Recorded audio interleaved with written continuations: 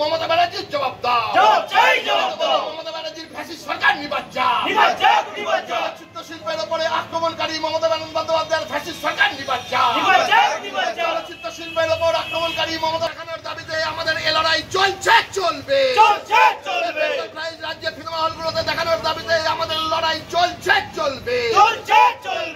সর্বত্র বেঙ্গল প্রাইজ দেখানোর দাবিতে আমাদের এই লড়াই চলছে, চলবে।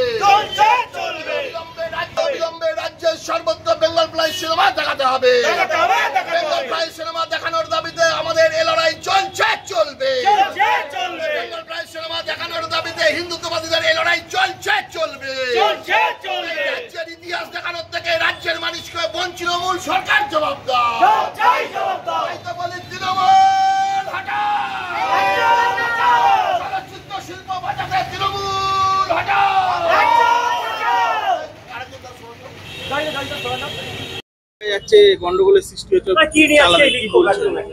শুনুন, বেঙ্গল ফাইলস হলো বাংলার দগদগে ঘা ইতিহাস।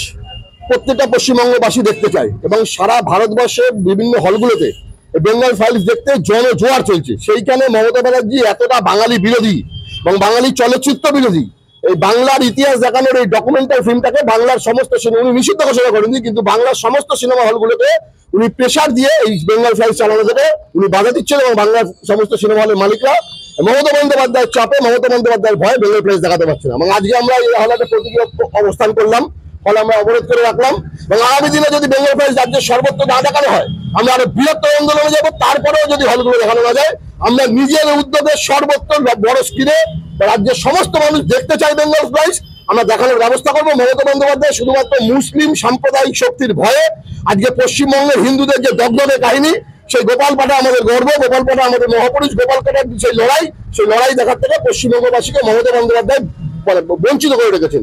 আমরা এই লড়াই আজকে শুরু করলাম। আগামী দিনে হলগুলোকে যদি মমতা বন্দ্যোপাধ্যায় বন্ধ করে রাখতে পারে তাহলে আমাদের বিক্ষোভে হল মালিকরা দেখতে পাবে। বেঙ্গল প্রাইজ না চললে অন্য কোনো সিনেমা আমরা রাজ্যে কোনো হলে চলতে দেবে, আগে বেঙ্গল প্রাইজ দেখাতে হবে, তারপরে অন্য সিনেমা রাজ্যের হলগুলোতে চলবে। আমার নাম প্রদীপ চ্যাটার্জি। আর রাজ্য সংগঠনের প্রজেক্ট করা হচ্ছে বঙ্গীয় হিন্দু চলচ্চিত্র প্রেমী সংগঠন থেকে আজকে কর্মসূচি করা হচ্ছে। দেখুন, বিষয়টা হচ্ছে যে সারা ভারতবর্ষে জুড়ে আজকে আমরা যে এখানে এসেছি এটা বঙ্গীয় জাতীয় চলচ্চিত্র প্রেমী সমাজ থেকে। আমরা সিনেমা প্রেমী মানুষ, আমরা সিনেমাকে ভালোবাসি। আমরা মৃণাল ঘটক থেকে সত্যজিৎ রায় সবাইকেই পছন্দ করি।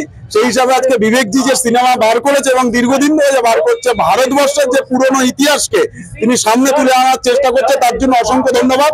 কিন্তু আমাদের এই পশ্চিমবঙ্গের মধ্যে এমন এক সরকার চলছে, একটা তোষণবাজের সরকার। এক শ্রেণীর মানুষকে খুশি করার জন্য পশ্চিমবঙ্গের শিল্পকলাকে নষ্ট করছে, সংস্কৃতিকে নষ্ট করছে। আজকে প্রতিবাদ জানাতে আমরা যারা এসেছি, আমাদের একটাই পরিচয়, আমাদের সিনেমা প্রেমী মানুষ। আমাদের একটাই কথা, পশ্চিমবঙ্গের বুকে দ্য বেঙ্গল ফাইলসকে অবিলম্বে মুক্তি দিতে হবে। যদি মুক্তি না দেয় আগামী দিনে পশ্চিমবঙ্গের কোন সিনেমা হলে কোনো সিনেমা এখানে চলতে দেবো না। প্রত্যেকটা সিনেমা হল বয়কট করবো, একদম পরিষ্কার ভাবে বলছি। আমার নাম রাজু দাস, আমি বারাসাতবাসী। আমার একটাই পরিচয় যে আমি জাতীয় চলচ্চিত্র প্রেমী একজন মানুষ। জবাব চাই, জবাব চাই, জবাব দাও। পশ্চিমবঙ্গের বুকে তাকানো হবে না, জবাব চাই, জবাব দাও। জবাব চাই, জবাব দাও। বাংলার অধিকারে, বঙ্গের অধিকারে আমাদের লড়াই চলছে, চলবে, চলছে, চলবে। প্রতাপাদিত্যের অধিকারের জন্য আমাদের লড়াই চলছে, চলবে, চলছে, চলবে।